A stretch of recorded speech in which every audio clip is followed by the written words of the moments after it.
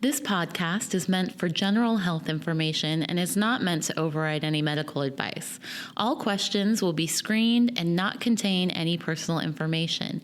If you want a private consultation, contact us via positivechoice.org, or you can contact your provider directly. Thank you and enjoy the episode. Hello, and welcome to the Positive Choice Wellness Podcast. My name is Melanie, and I'm an exercise physiologist. My name is Kimberly, and I'm a registered dietitian. And we're welcoming back today Kate Hardy. Welcome back to the podcast. Yay, Kate. Thank you. And you want to list your credentials or anything like that, or are you just Kate today? Sure. Yeah, I'm Kate today, and I am an exercise physiologist and a certified health coach. All right. Yay. Glad to have you. Thank you. Awesome. So it was funny. We were having a conversation actually with the last time we were recording a podcast with you, and we were talking about how it'd be really cool to have a cool new topic to talk about next time you're on, which happens to be now, about cognitive biases, which I thought was a really interesting way to approach this because we haven't talked about this on the podcast before. No. Okay. Yeah. Yeah. And I'm appreciative of that because it's nice to have a fresh set of eyes and new perspective in this podcast, but also I don't think a lot of people are familiar with cognitive biases as much as we like to believe they are. And I think it'd be great to kind of dive into that and kind of explain it to people so they understand what they are and maybe how they can navigate their world a little bit differently now that they're aware of it.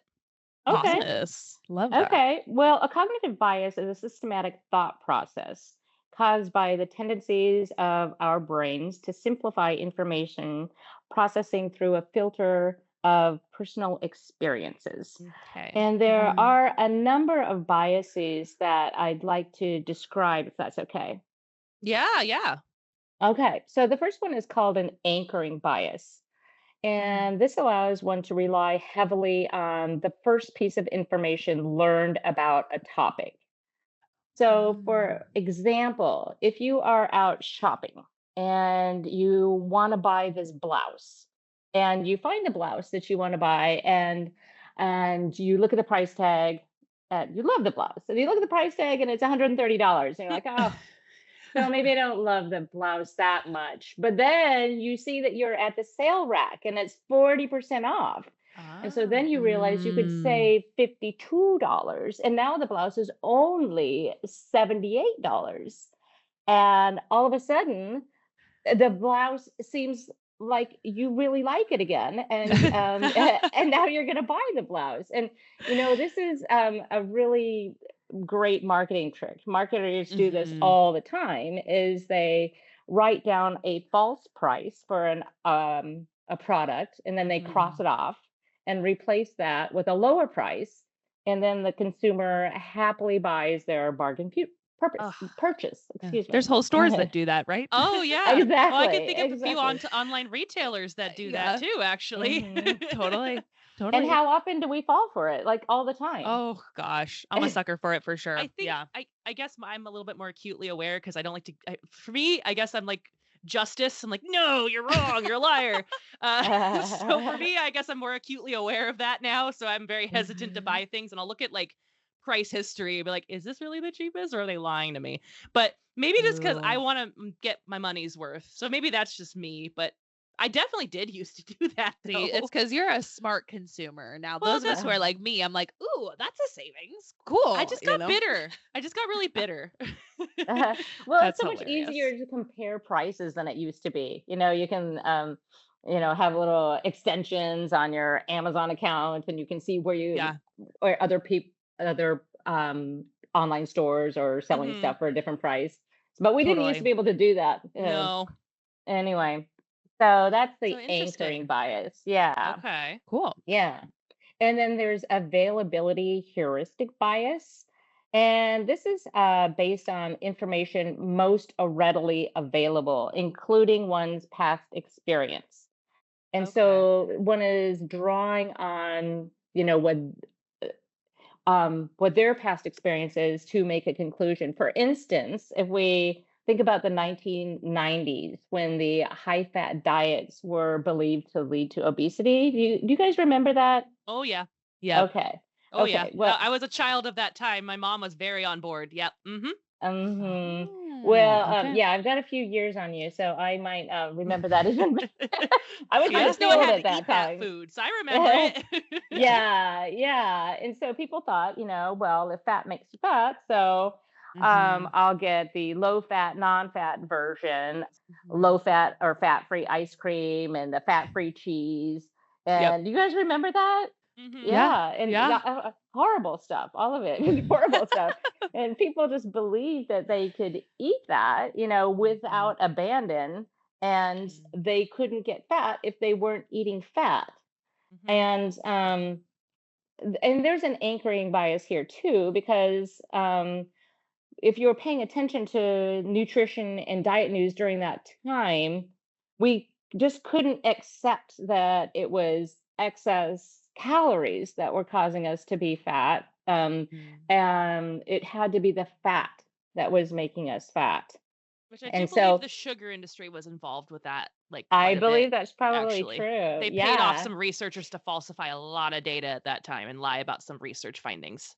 Yeah. Yeah. Mhm. And I remember actually um, the first, and there was, do you remember the Prinikin diet? No. Maybe, No. okay, no, okay. Like I said, I got a few years on you. Well, the Prinikin diet was touted to reverse heart disease. And this was very popular in the late 80s and in the early Interesting. 90s. And it was a diet that advocated less than 10% of your calories come from fats, and 10 to 15% of your calories come from protein, and 75 to 80% of your calories come from carbohydrates. Oh, man. And this was Yowza. a very popular diet and it was low salt too. And so this was a Okay. very popular diet back then. Oh, And wow, so okay. it's really advocated a very high carbohydrate diet. And Wow. of course, people heard from that any kind of carbohydrates were fine as long as there wasn't any fat in it.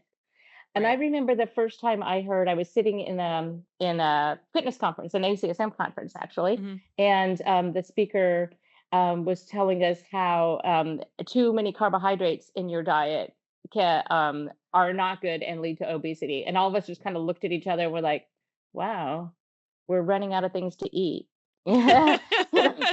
You can't eat Yeah, fat, you what's can't left? eat carbohydrates, but athletes, of course, can have a many more carbohydrates in their diet than I people mean, I who was just don't thinking, man, exercise as a much. But marathon runner Mhm. would thrive on that diet. Like, that sounds like a Mhm. marathon runner's diet.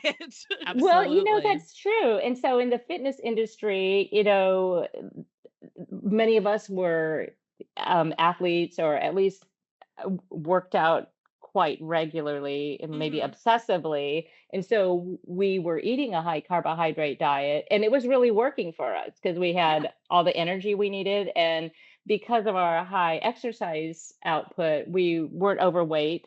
And so, Right. that was kind of validating the belief that the diet was stating in the first place. But that kind of a diet is obviously not appropriate for people who are not spending hours and hours Yeah. exercising Yeah. every day. Yeah. Yeah. Which is, of course, most people. Yeah. Yeah. Interesting. It's almost like Yeah. because of what you did athletically, it almost perpetuated the bias. Exactly. Exactly. It's That's Yeah. funny. crazy. Oh, wow. Okay. Yeah. So that's the availability heuristic bias. Okay. The next one is the bandwagon bias. And Ooh. that is, we believe something because other people believe it. Okay. And we can see this a lot right now in our political climate. Mhm. But Mhm. it really exists in every industry, and in our social circles, and specifically with social media, because our circles are so big, and because the Yeah. algorithms are determined by whatever you watch and whatever you see give you Mhm. more of it. Yeah. So, it kind of perpetuates um, seeing the same thing over and over again rather than seeing the opposite point of view, which is why it seems like the opposite point of view seems so outrageous Right. because you don't see that in your circles at all. I kind of liken And that to being stuck in an echo chamber. You only hear back the yeah, information you hear, and that's all you hear. You don't really hear anything different. Mhm. yeah, yeah, Yeah, I Mhm. think that's absolutely. true. Yeah. And so that's the bandwagon bias. And Bandwagon then bias. there's the choice supported bias, which is retroactively assigning positive attributes to an option that you have selected and demoting foregone options. So it's like the road not traveled. So you Mm, have a decision to make, and it's either A or B, and you can't do both. And so you take A. And so afterwards, we denote all these positive things about A, whereas downgrading anything that might have been good about B. It's kind of the opposite of buyer's remorse, you know? mm-hmm. Yeah. And Yeah. so, for instance, with in our field, I guess we could look at it as like, say, we chose a salad for lunch rather than spaghetti.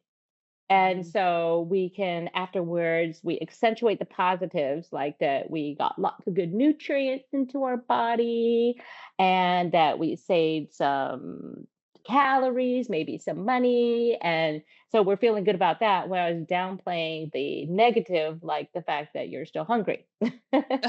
It, that's the first thought Yeah. I had was what my mom does. I was like, oh, she's one of those people. She's like, oh, I've only ever eaten 900 calories a day. And it's the only thing that works for weight loss, and nothing else works. And I'm like, you haven't tried anything No. else. Yeah. Like, ah! I No. Oh know. my Okay. And so that's goodness. all she'll Okay. do. It's the same thing. I'm just like, oh my God, that's my mom. Oh man. Yeah, that's Oh, that's so interesting. It's funny. okay. Oh She my doesn't listen to goodness. this podcast, so it's fine. Oh man, that is funny. That is Wow. not a lot of calories. No. I No, would no, be no. I would Oh, not be a nice person if I were I've had Oh, following a I've that would diet had be like strong that. words. atrocious. I've had You strong will. words, but you know how it is. Like parents won't want to listen to their kids. What do I I know? It's Yeah. not like I have What a do you degree or anything. know? It's fine. Whatever. That She knows more you than me. probably It's fine. paid for, by the way. Yeah. That's one thing that actually was told me in school is like your parents will only ever just see you as their child. They won't see you with all your little acronyms after your name. I'm like, okay, that's true. It is what it is. But It is what yeah, it is. Exactly. I just Oh, felt that bias in my bones. There you go. that is funny. Oh Example. my gosh. Wow. Mm. Okay. So all right. So how many more biases do we have? A lot? Well, I do want to talk about a couple more. Okay, no, talk about as many as you want. I'm just like, how many more are there? It feels like we're running at a Uh, lot. What are we at? We got a Four? maybe lot. four, I think. Okay. So it's a Five, lot of maybe. biases out there. There Gotcha. are, there Okay. Yeah, are. I And the believe next it. one is called the confirmation bias. Ooh. And Okay. that is when we search for and find information that confirms our pre-existing beliefs. That's my brother. Yeah, that's That's all of Oh, my us. rough. family member. That is Ah! all of us. We all want to Oh, justify our behaviors Oh, that so that is we can absolutely. rough. continue them. Yeah, in the day and age of the internet where you can find something affirming what you think is right, that's hard. Hmm. That's Exactly. rough. Oh my gosh, yeah. This is a good one, and I can give you a personal example of that one. Mhm. I for instance, I used to be a huge coffee drinker. Like Okay. I used to drink like 1,500 milligrams of caffeine a day. Oh, That's kind of a Wow. lot, right? Yeah, A yeah. little yeah, bit, yeah. yeah. So that's a lot, and oh, it was terrible. I was having heart palpitations and all sorts of. I Kate. refuse to believe it had anything to do with coffee, of course. It must And be then Right. something else. it's gotta be. I know. Couldn't imagine that something I loved so much could betray me like that. But anyway, Right. I got pregnant with my first child, and Mm. well, and the recommendation is to be a little more reasonable with your caffeine intake when you're pregnant. Well, I Mhm. searched out and found an article in a peer-reviewed journal that said pregnant women can have up to 6 cups of coffee a day. And I liked that far better than the other information that I was seeing, of course. And For sure. coffee can be anywhere from maybe 80 milligrams to 150 milligrams per cup. So, Hmm. so I'm like, Mhm. okay, 6 times 150. There you go. I can still have 900 milligrams of caffeine a day. Yeah, it's fine. Uh, Right. yeah. Right. My poor son was probably doing spins inside inside the Came out Parkouring with a it intestine. up in the caffeine womb. addiction. Yeah. Yeah, no, he does not touch the stuff. Not he will doesn't drink caffeine at all. I still drink it, but Maybe a maybe far you had some tapered down. influence on his development with the caffeine in his system. He's like, you know what? I've had enough of that for a lifetime in the womb. I'm good now. Yeah. Exactly. That's probably what happened. But with that bias, the confirmation bias, we also tend to be really closed-minded when presented with information that refutes what we currently believe. Because there Absolutely. was plenty of information that out there that said that is far too much caffeine for you to drink when you're pregnant. But I was not interested in reading that. I wanted to No. justify my behavior. Oh, Yeah. for sure, for sure. Oh, that's Yeah. interesting. Cause okay, this is like kind of different in the context that I learned it. But like when you say when we get information that like refutes what we believe, we don't want to accept it. Mhm. I had heard this talk once where the gentleman was saying that like our normal ways of thinking or like the ways we like of thinking, we've created highways in our mind from like point Mhm. A to point B. And he was talking more like emotionally or whatever, but I feel like it's kind of the same. So we take the highway because it's easier, so much easier. But the new way of thinking is like a hiking trail, right? And you have to walk that Mm. hiking trail over and over so it becomes the highway for you, type of thing. Mm. Anyway, that's what makes me think it's so stinking hard to think against what your normal is, you know? I don't Yeah. know. Mhm. What an Gosh. Anyways. interesting That's a really interesting way of describing it. Right? I use it in class Yeah. because I'm like, this is why it's hard. You're literally doing something different with your brain and you have to do Mhm. it over and over and over. So you pave I the mean, path. we have to create Make the neural path. Yeah. pathways for everything, including Yeah. movements. I can't imagine it's not the same with thinking patterns, right? Same Oh, concept of like Right. we're always creating neural pathways. It makes a lot of sense. mhm. Totally. Mhm. I've Totally. Yeah. always thought of motor neural pathways, not Mm. just neural pathways, but I get it. Yeah, Mhm. I'm more absolutely. like muscle do this. That's motor neural. Yeah. Muscle Well, do yeah, the this. neural pathways are really in your brain. That's maybe a topic for another day. Mhm. Looks like we're pre-planning our True. next podcast. This That'd is be great. cool. 'Cause, yeah. Okay. Anyway, so back to Mhm. this topic though. The next bias is the recency bias. Mhm. And this is believing that the last thing that you heard um, is most relevant and you disregard other long held truths. And for instance, there have been diets lately that not only Mhm. don't disdain dietary fat, but suggest that any amount of any type of fat in the diet is fine, right? And we're very well familiar with those, Mhm. and we know from decades and decades of research that that is just not true. That we know that a diet high in saturated fat is associated with high LDL cholesterol, which is associated with cardiovascular disease. Mhm. Right. Um, yeah. However, if we hear about something new, maybe that'll take precedence. Mhm. Interesting. Absolutely. Yeah. The next bias is called the outcome bias. Oh. And this is our beliefs are shaped by previous outcomes. And this one, I have an example of drinking and driving. So Oh. if an individual has been out drinking and driving, especially more than once, and nothing Mhm. happens, they don't get pulled over, they don't get in an accident, they don't lose their car, everything proceeds as normal. They therefore conclude that next time that will be the same.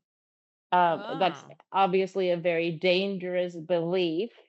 Right. Um, Yeah. yeah, and the more that one has experienced that outcome of not getting pulled over, of not getting in an accident, the more they believe that will continue to happen next time. Mhm. Okay. I've had a Yeah. similar, I Uh, guess it's a I have a rocky road. yeah, I have a Mm, patient as it doesn't have to do with drinking and driving, thankfully, but I had a yeah. patient I worked with a few years ago who came to me with the opinion that every time he works out, it sucks, it's miserable, it's always bad, it's terrible. Like always exhausted, always gasses himself within the first 5 minutes, like blah blah blah. And that was his attitude the entire time I was attempting to train him was it's gonna be terrible every time. So that's kind of the bias I think is what he did, but the inverse rather than it's okay, it's not okay. I don't want to work out because I've had bad experiences every single time Mhm. I've done it. So Oh. it's the inverse of that. It's still the same bias. I think it's just Shoot. Yeah. different. Yeah. Yeah. But I've had to work with Interesting. someone like that. It's really, really hard to get through to someone and tell them, well, maybe you're pushing yourself too hard from the get-go. Maybe you need to scale back a Right. little bit, buddy. Right. Right. Yeah. Right. Yeah, Yeah. that's a great example of that bias for That Mhm. sure. is.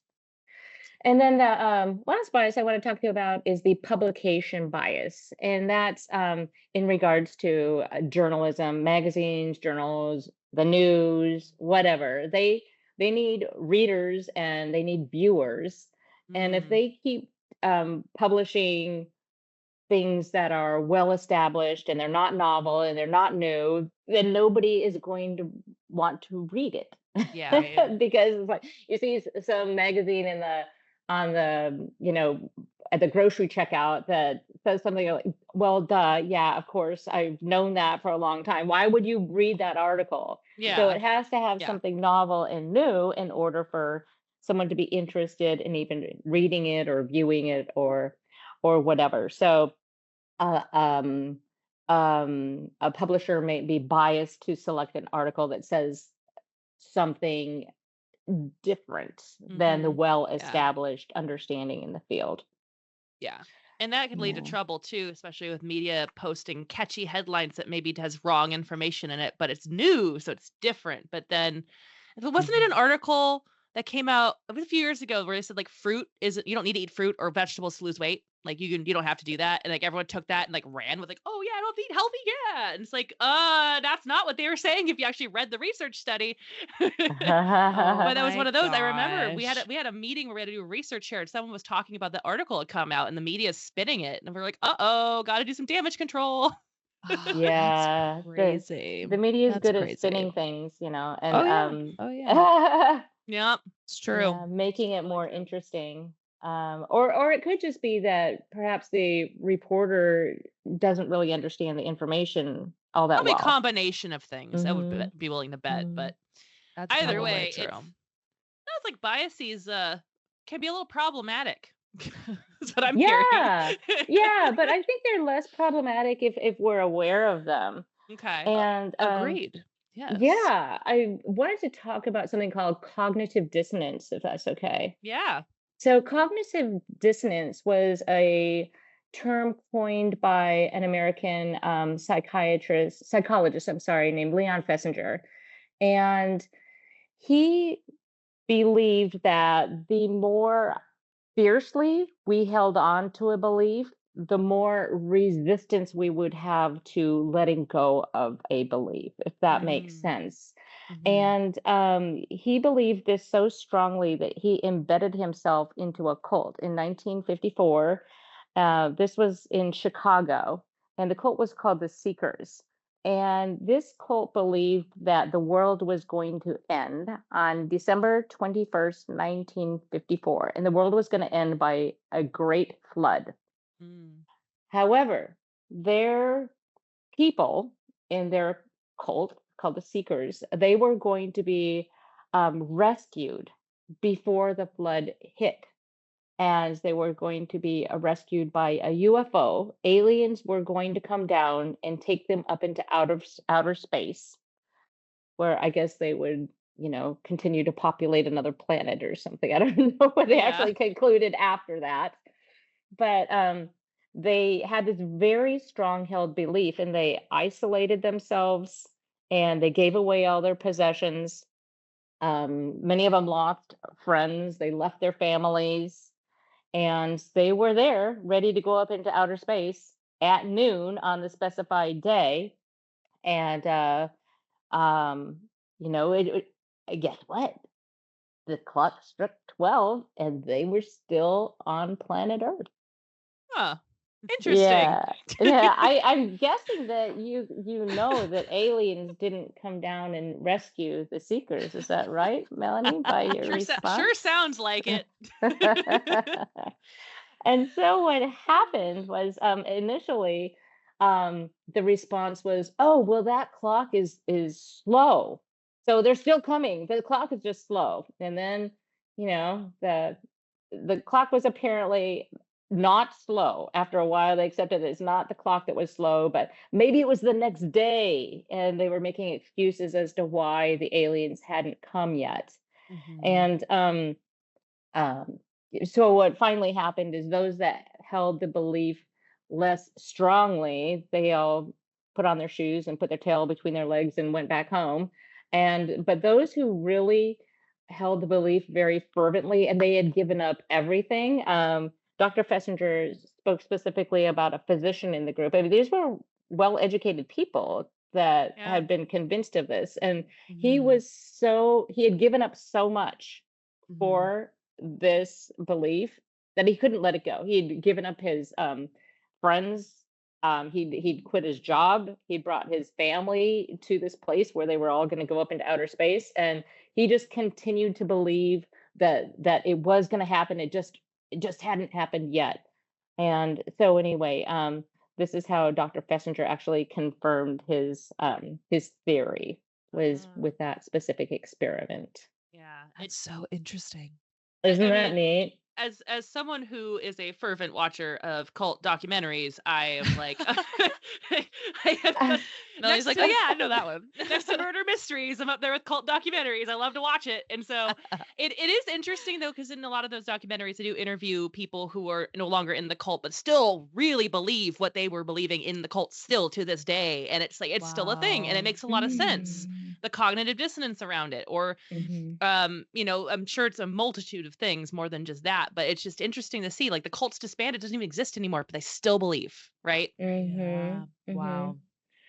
Yeah, and so if everyone around you believes something, it's actually called groupthink, which is kind of the Mm. bandwagon effect. And Oh, okay.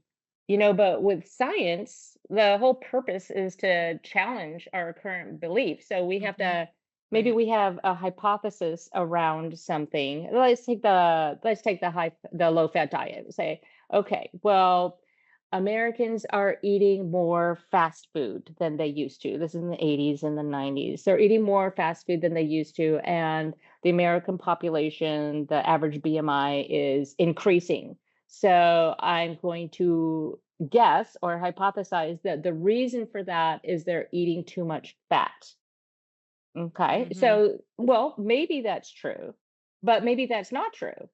So Mm. we have to observe what happens for a while, Right. um, and and assess the outcome. And so then we kind of started educating people to start eating much less fat. Again, the craze with a low fat diet. And so, what did we think when people continued to get heavier and heavier? Is we said, well, the population is not cooperating. We're telling them to eat a low fat diet, but they must not be doing it because people are getting bigger and bigger. Rather than updating our belief and saying, well, maybe it it's not that they're eating too much fat in the diet. Maybe that's not the culprit. It's obviously we Right. know that it's just too many calories. Mhm. Mhm. Yeah. So when we refuse to update our beliefs, we kind of get into trouble. Yeah. Yeah. So I guess Absolutely. it's just a good question to ask is like, how can you be aware that you have a cognitive bias because you're biased? Like, how do you know if you have one, right? Yeah. You're in the thick of That's it. a How good do you question. know? Uh, well, yeah, Truly. I think you can know that you do. We all have biases, and we Yeah. all have all of these biases. But Mhm. just being aware of them and knowing what they are and knowing that they exist I think it can help you make better decisions. Yeah, I I would love that. agree. Yeah. I, Yeah. I know because we teach a topic, I guess it's more on distorted patterns of thinking that we teach the Mhm. topic on in healthy balance. So it's not quite Mhm. cognitive biases, but it's pretty close. It's distorted patterns of thinking one way or the other. Mhm. Mhm. Totally. And like the way I approach it is always like it's all about recognition. Like if you can recognize this is happening, that's the first step in making changes. But you have to Yes. know what's happening first. And I think that's where I find this kind of more difficult because, if you believe what everyone else around you is believing and you're in an echo chamber of that belief system, how can you get that glimpse of maybe this isn't my reality, maybe this isn't true, right? Mhm. Like It's how do you true. catch on to that? That's where I think that's the bigger question I want to know, like how can we get out of it and not know how we're in it in the first place? Yeah. Oh Well, my I think gosh. In the words of G.I. Joe, knowing is half the battle. Amazing. Yay! Amazing. We've got to take that first step of awareness and, Yeah. Love that. roll I with it always, from there. I'm Yeah. always really big on also like I like to hear different perspectives from people. It's really easy to get sucked into a place where you only hear what you want to hear. Um, and it is really advantageous to actually listen to other people's perspectives on something or opinions or get different data, different facts from other sources or just venture outside of what you know because if we shut ourselves off to that, there is really no room for growth. You're not allowing anything to happen. You're kind of blocking yourself off from everything else, and that's how we perpetuate this issue. And I think, Right. in my opinion, a good first step would be open to changing, be open to learning something different, and be okay with being uncomfortable if it challenges you in a way you're like, oh, I don't like that. Doesn't feel right. It's like that's Mhm. brief. It's gonna be fleeting, right? Yeah. Just being Right. open Yeah. to like allowing yourself to see maybe the other side or whatever, right? I think that's important because a lot of times, like you said, you perpetuate the problem because we're just like build up all these mental walls, like, no, no, no, Well, I'm you thinking of know? myself So, here and like I'm not really yeah. on social media. I'm on one website that like I Mhm. get sucked into this little like echo chamber. I'm like, "Yay, everyone's like me in here. Yay." And it's like I'm not really branching out to see like what the other side is and my husband's like, "Oh, I'll tell you where to go. You want to see what the other side's like? Let me send you a link right now." Like, "Oh, okay." That's But Yeah. hilarious because I'm but the like same way. My I'm husband explores and I do not. So, yeah, there you I'm go. guilty of it too, where it's like I just Yeah. want to hear what I want to hear. I don't want to hear about other Right. stuff. No, that's Yeah. wrong. I want to be happy Yeah. here. Yeah. But at least I'm aware that I do that. So at least on that Mm. regard, but I do think it is helpful. I sometimes do dip my toe and be like, okay, let's see. I'm like, it's hard over here. I don't like it. And then I go back. But at least I like, okay, that was enough. Yep. Uh-huh. Totally. Dipping your toe is good. I Some had that exposure. experience very much in graduate school, and you guys probably had this too. It's like, in exercise physiology, you are with your cohort, and you're all really good friends, Mm-hmm. and you're all avid exercise enthusiasts. Most spending many hours a day exercising and loving it, Yep. and using each other for experiments that we're doing in the lab and stuff. And In the heat it's just, chamber. yeah, and it's just like so fun, and like working out is so fun, and then you actually leave that environment to go out into the world. And I remember being very stunned that everybody wasn't just like me, because everybody that I was around was just like me. Mm-hmm. That's such a good Yeah, like point. most of the Yeah. world is not like this. That's okay. Yeah. Yeah, Absolutely. but yeah, that's one of those echo chambers that you were talking about. Yeah. Mhm. And obviously knowing that all of us do this basically, all of us have some form of cognitive bias. And one of the many ones you probably have listed, maybe more than one of those. Probably. Um, but the goal of this podcast isn't to shame anybody or make anyone feel Yeah. bad for having them. And I hope that's not what anyone listening is coming away from. What I want us to recognize is we all have them.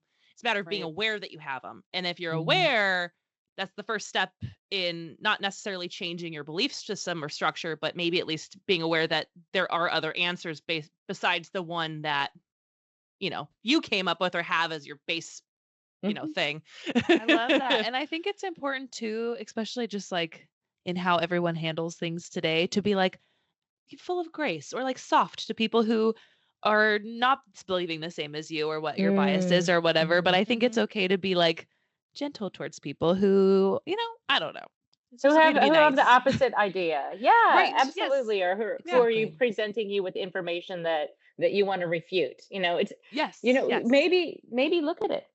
Well, that's a good point because we have patients who will come to us in class like, "Well, have you heard about blah blah blah?" And they send you this thing, and you're like, "I've never heard of this. Let me look Yeah, into it," because I you're on the know. 100%. I spot. And you're love like, that. I don't know what this is." And then I've actually learned cool new things from patients Yeah. who find Yes. things and challenge me. And I always open Yep. up to my patients too. So if anybody of my patients are listening, I like this. Challenge me, like Yeah. please. If you find something, Absolutely. go, ooh, let's see if Melanie knows about this.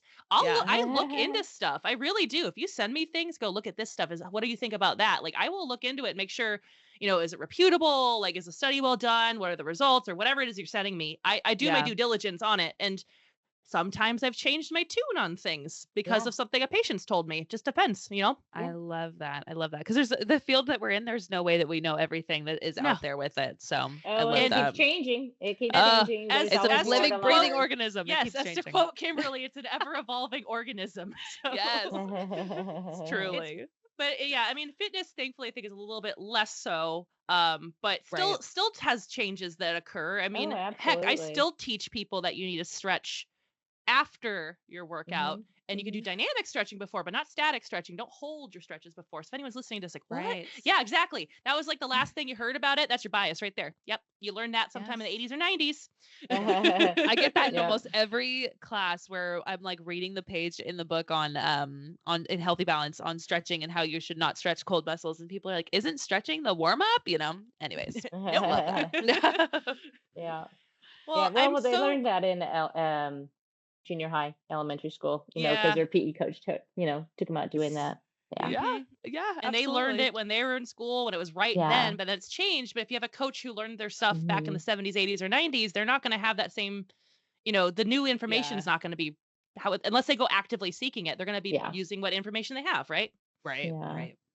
But well, this was a fun chat about our brains. Yes, our But I'm brains. so thankful that you could come on, Kate, because you're always such a good wealth of Yes, information and always have such cool things to bring to the table every time. so What can true. I We're say? grateful. Thank you. You No, can that say, "Oh, was, come on I enjoyed again." it. Yeah, just come on all the time. Just tell us more cool facts. No, this Exactly. was great. Yeah, thanks for having me today. It was a lot of Of fun. course. And Yay. then, of course, for everybody at home, make sure you like, share, subscribe. If you're watching on YouTube, you can comment below and we'll respond. But until next time, everybody, Bye. bye. Bye. Nice talking to you.